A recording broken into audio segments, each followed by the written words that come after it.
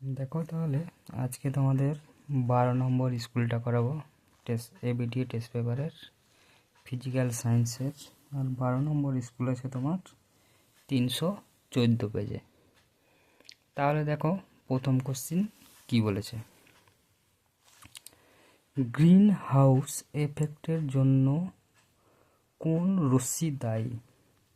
Green house এফেক্টের জন্য যে রশ্মিটি দায়ী সেটা হচ্ছে তোমার অবহেলিত রশ্মি। তারপরে 2 নম্বর কোশ্চিন কি বলেছে, দেখো পিভি ইকুয়াল আরটি সমীকরণের পিভি এর এসআই পদ্ধতিতে একক হলো, এটা হয়ে যাবে অ্যান্সার জুল। তাহলে কিভাবে হলো দেখো, এইটুকু দেখো।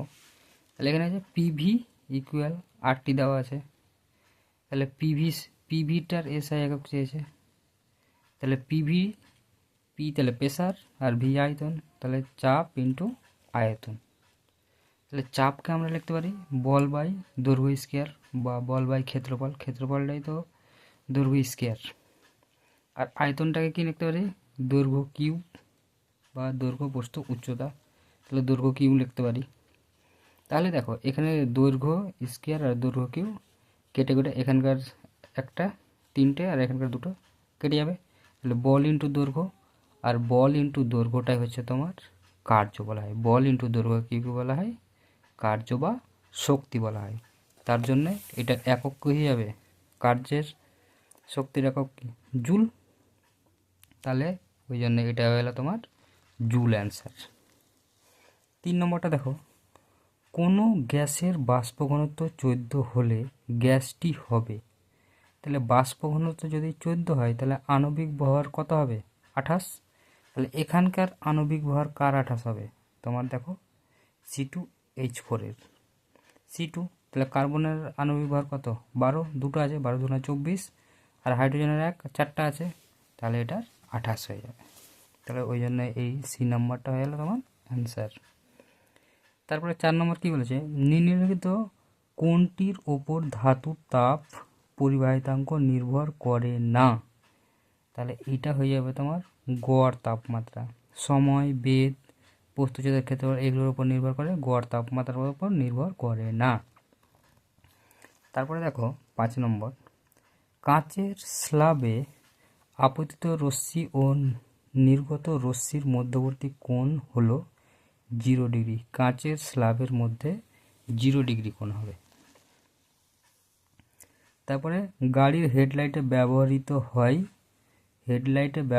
তোমার অবতল দর্পণ, আর আয়নাতে যদি বলতো তাহলে হতো তোমার উত্তল দর্পণ। এটা কিন্তু মনে রাখতে হবে তোমাদের।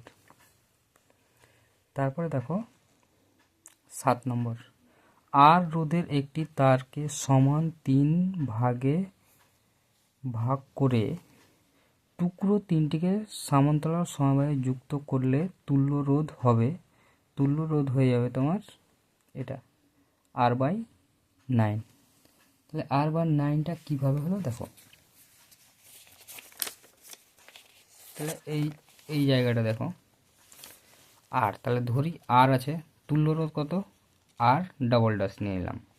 তাহলে তুল্য রোধ R⋯, প্রত্যেকটা রোধের কত 3 ভাগে ভাগ করলাম সমান, তাহলে 3/R 3/R 3/R, তাহলে 3/R 3/R 3টা ভাগে ভাগ করেছি সমান ভাগে, ওই জন্য 3 মান দিয়েছি। তাহলে এইটাকে যদি আমি লসাগু নিই 3টা R, তাহলে Rই হবে 3 + 3 + 3 কত হবে 3 থেকে 9 হলো 9/R।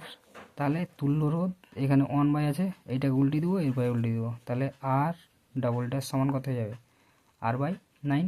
ওই জন্য ওখানে হয়ে গেলো তোমার R/9 অ্যান্সার। তারপরে দেখো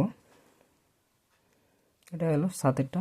8-এরটা কী বলেছে, সবচেয়ে বেশি বিদ্যুৎ সাশ্রয় করে, সাশ্রয় মানে বাঁচায়, মানে সবচাইতে কম বিদ্যুৎ খরচ করে, তাহলে সেটা হয়ে যাবে LED ল্যাম্প। তারপরে কি যে 9-টা কী বলেছে, কোনো তেজস্ক্রিয় পরমাণুর নিউক্লিয়াস, তারপরে দেখো নিউক্লিয়াস থেকে গামা রশ্মি নির্গত হলে নিউক্লিয়াসটির ভর সংখ্যা কী হবে? একই থেকে যাবে। একই থাকবে কেন? গামা রশ্মি যদি নির্গত হয় তাহলে ভর সংখ্যা আর পারমাণবিক সংখ্যার কোনো পরিবর্তন হয় না, শুধু বিটা আর আলফা কণাতেই পরিবর্তন হয়। তাহলে এটা অ্যান্সার হয়ে গেল। 10 নম্বর কি বলেছে? পর্যায় সারণীর কোন তরল মৌলটি তেজস্ক্রিয়? পর্যায় সারণীর কোন তরল মৌলটি তেজস্ক্রিয়? সেটা হয়ে যাবে গ্যালিয়াম। গ্যালিয়াম তরল মৌলটি হচ্ছে তোমার তেজস্ক্রিয়। 11 কি বলেছে? নিম্নলিখিত কোন অণুটিতে নিঃসঙ্গ ইলেকট্রন জোড় আছে? নিঃসঙ্গ ইলেকট্রন জোড় আছে তোমার অ্যামোনিয়াতে, NH3। তারপরে 12 নম্বর কি বলেছে? কোন ক্যাটায়নটির ক্যাথোডে ইলেকট্রন গ্রহণের প্রবণতা অন্যদের থেকে বেশি? তাহলে এটা হয়ে যাবে তোমার কপার 2+ আয়ন। তাহলে কপার প্লাস বা এটাকে 2+ আয়নও বলা যায়। তাহলে 13 নম্বর কি বলেছে? নাইট্রোজেন মাটিতে আবদ্ধ থাকে কি হিসাবে? নাইট্রেট লবণ হিসাবে। তারপরে 14 নম্বর কি বলেছে? জার্মান সিলভারে সিলভার ধাতুর উপস্থিতি হয়ে যাবে 0%। এটা তোমাদের ভোলানোর জন্যে বা ধাঁধার টাইপের আটকানোর জন্য এই ধরনের কোশ্চেন করে। কিন্তু জার্মান সিলভারে সবাই মনে করবে সিলভার অবশ্যই আছে, কিন্তু জার্মান সিলভারে কোনো সিলভার নেই। তারপরে দেখো 15 নম্বর কি বলছে? অ্যালকাইন কোনটি? তাহলে অ্যালকাইন হয়ে যাবে তোমার এখানে C7H14 এটা। তাহলে তোমাদের MCQ শেষ। তারপরে দেখো SCQ। তাহলে SCQ কি বলেছে? প্রথম কোশ্চেন দেখা যাক। ওজোন স্তরের ঘনত্ব পরিমাপের এককটি কি? তাহলে এককটি হয়ে যাবে তোমার ডপসন। তারপরে 2 নম্বর কি বলেছে? ল্যাপোস রেট কি? ল্যাপোস রেট কি? ল্যাপোস রেটটা দেখে নাও কি। এটা হচ্ছে তোমাদের ল্যাপোস রেট। তাহলে ল্যাপোস রেট হলো সেই হার যা বায়ুমণ্ডলের উচ্চতার সাথে উষ্ণতা হ্রাস পায় এবং অত্যন্ত পরিবর্তনশীল যা নিম্ন বায়ুমণ্ডলের এটি গড়ে প্রায় কত 6.5 ডিগ্রি সেন্টিগ্রেড প্রতি কিমিতে হ্রাস পায়। তাহলে সেটা কি ট্রপোস্ফিয়ারের ক্ষেত্রে? তাহলে এটা তোমরা লিখে নেবে পজ করে। তারপরে দেখো অথবা কোশ্চেন কি বলেছে? কার্বনবিহীন জ্বালানি হলো LNG। কার্বনবিহীন জ্বালানি হচ্ছে লিকুইড ন্যাচারাল গ্যাস বা তরল প্রাকৃতিক গ্যাস। 3 নম্বর কি বলেছে? 2-3 শুষ্ক বায়ু আর্দ্র বায়ুর তুলনায় ভারী, সত্য না মিথ্যা? তাহলে এটা হয়ে যাবে তোমার সত্য। তারপরে 2-4 নম্বর কি বলেছে? 4 গ্রাম H2 এর জন্য আদর্শ গ্যাস সমীকরণটি লেখো। 4 গ্রাম। তাহলে আমরা n গ্রামের জন্য আমরা কত লিখি? PV = nRT, পেয়েছি না? PV = nRT। তাহলে এখানে 4 গ্রাম বলেছে, তাহলে 4 গ্রামের জন্য কি লিখবে? PV = 4RT হয়ে যাবে। এটার উত্তর হয়ে যাবে PV = 4RT। তারপরে 5 নম্বর কি বলেছে দেখো? কোনো কঠিন পদার্থের ক্ষেত্রে প্রসারণ গুণাঙ্ক ও আয়তন প্রসারণ গুণাঙ্কের অনুপাত কত হবে? এটা হয়ে যাবে 2:3। 2:3 কেমন করে হবে? ক্ষেত্র প্রসারণ গুণাঙ্ক β/2 আর আয়তন প্রসারণ গুণাঙ্ক γ/3। তাহলে এখান থেকে আমরা 2:3 পেয়ে যাব। তাহলে এটা হলো। অথবা কোশ্চেন কি বলেছে দেখো? গ্যাসের শুধুমাত্র প্রকৃত প্রসারণ গুণাঙ্ক আছে, এটা সত্য না মিথ্যা? তাহলে এটা হয়ে যাবে তোমার মিথ্যা। গ্যাসেরও আবর্ত প্রসারণ গুণাঙ্ক না, এটা হয়ে যাবে তোমার সত্য। গ্যাসের শুধুমাত্র প্রকৃত প্রসারণ গুণাঙ্ক আছে, এটা সত্য হয়ে যাবে, মিথ্যা হবে না, সত্য। তাহলে 6 নম্বরটা কি বলেছে দেখো, পাতলা লেন্সের আলোক কেন্দ্র লেন্সের বাইরে থাকতে পারে কি পারে না? পাতলা লেন্সের ক্ষেত্রে আলোক কেন্দ্রটা কি হবে? ভেতরেই হবে। 7 নম্বর কি বলেছে দেখো, প্রিজমের মধ্যে দিয়ে সাদা আলোর প্রতিসরণের ক্ষেত্রে লাল আলোর প্রতিসারাঙ্ক কি বলেছে? মিউ আর, ও বেগুনি বর্ণের আলোর প্রতিসারাঙ্ক কি বলেছে? মিউ ভি হলে কোনটির মান বেশি? তাহলে এখানে মানটি বেশি হয়ে যাবে বেগুনি বর্ণের, মিউ ভি। 8 নম্বর কি বলেছে দেখো, উষ্ণতার পরিবর্তনে রোধের বিশেষ পরিবর্তন হয় না এমন একটি সংকর ধাতুর নাম হলো ইনভার। ইনভারের রোধের তেমন কোনো পরিবর্তন হয় না। তারপরে দেখো 9 নম্বর কি বলেছে, লেঞ্জের সূত্র কোন নীতিকে সমর্থন করে? লেঞ্জের সূত্র শক্তির সংরক্ষণ নীতিকে সমর্থন করে। 10 নম্বর, 4H11 থেকে কি হয়েছে? হিলিয়াম 2 4 উৎপন্ন হয়েছে, তাহলে এই শূন্য স্থান হয়ে যাবে 2E0 ইলেকট্রন, তাহলে এই শূন্য স্থানে এটা হয়ে যাবে 2E।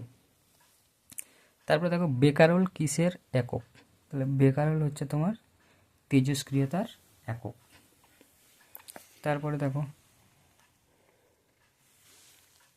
তারপরে হচ্ছে তোমার ডান দিক বাম দিক।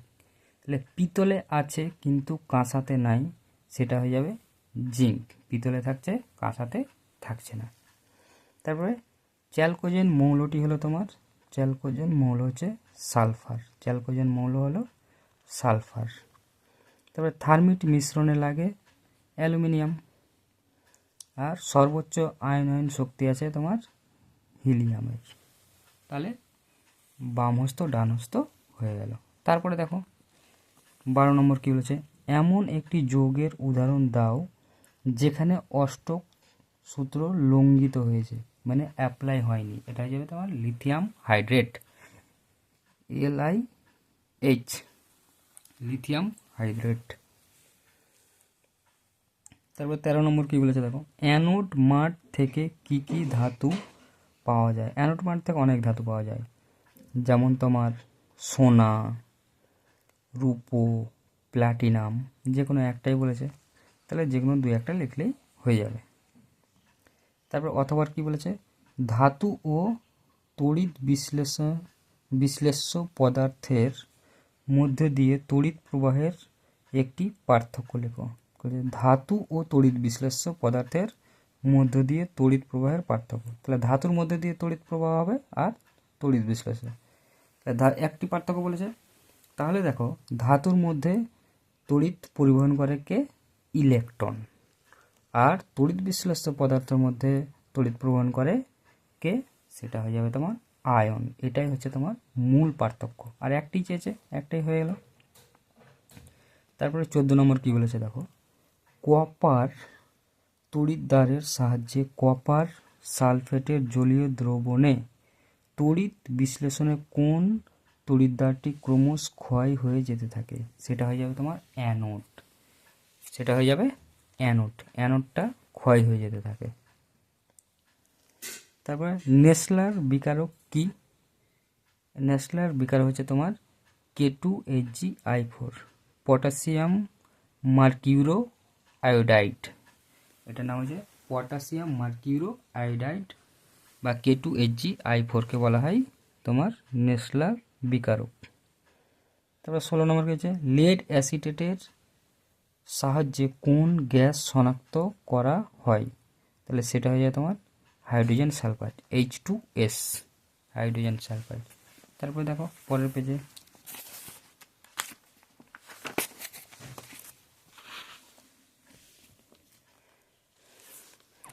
তবে চোখের কর্নিয়ার সংরক্ষণে কোন গ্যাস ব্যবহৃত হয়? তাহলে সেটা হয়ে যাবে তরল নাইট্রোজেন বা লিকুইড N2 তরল নাইট্রোজেন। তারপরে দেখো 17 নম্বর কি বলেছে, 2 কার্বন পরমাণুযুক্ত অ্যালকিনের গঠন সংকেত লেখো। তাহলে 2 কার্বন যুক্ত, তাহলে এখানে কি CH2 ডবল বন্ড CH2 হয়ে গেল অ্যালকিনের সংকেত। তারপরে 18 নম্বর কি বলেছে, কোন পলিমারটি নন স্টিক বাসনপত্র তৈরিতে ব্যবহার করা হয়? এইটা হয়ে যাবে তোমার টেফলন। নন স্টিক বাসনপত্র ব্যবহার করা হয় তোমার টেফলন। তারপরে বলেছে আইইউপ্যাক নাম CH2 ডবল বন্ড CH2OH। তাহলে এটার ইউপ্যাক নাম কি হবে? তাহলে দেখো ইউপ্যাক নামটা কি হবে, এখানে দেখো তাহলে CH2 ডবল বন্ড CH তারপরে CH2OH। তাহলে এখানে নাম্বারিং কোন দিক থেকে করব? তাহলে দেখো এখানে ডাবল বন্ড আছে আর এখানে OH আছে, তাহলে আমাকে নাম্বারিংটা করতে হবে কার্যকারীমূলক যে দিকে আছে সেই দিক থেকে। তাহলে OH একটা কার্যকারীমূলক, তাহলে এই দিক থেকে নাম্বারিং করবো 1 2 3, 3টা কার্বনের জন্য কী পেলাম? প্রোপ। তারপরে আসবে তোমার বন্ড, সম্পৃক্ত না অসম্পৃক্ত আছে সেটা। তাহলে ডাবল বন্ডের যে অসম্পৃক্ত বন্ধন আছে, তাহলে এখানে কি কয় নম্বরে? 2 নম্বর কার্বনে। তাহলে 2 ইন ডাবল বন্ডের জন্য কি আছে? ইন। আর কয় নম্বরে অল যুক্ত আছে? OH গ্রুপে অল গ্রুপ বলা হয়। তাহলে 1 নম্বর কার্বনে কি আছে? অল। তাহলে 1 অল, এটাকে যুক্ত করলে কি হলো? Prop 2 in 1 all. আশা করি সবাই বুঝতে পেরেছো। তাহলে যারা এতদূর পর্যন্ত ভিডিও দেখেছো তারা অবশ্যই চ্যানেলটাকে লাইক অ্যান্ড সাবস্ক্রাইব করে দিবে। তাহলে তোমরা কি ভিডিও ছাড়া মাত্র তোমরা সেই সমস্ত জিনিসগুলা পেয়ে নেবে। তাহলে থ্যাংক ইউ ভিডিওটা দেখার জন্য।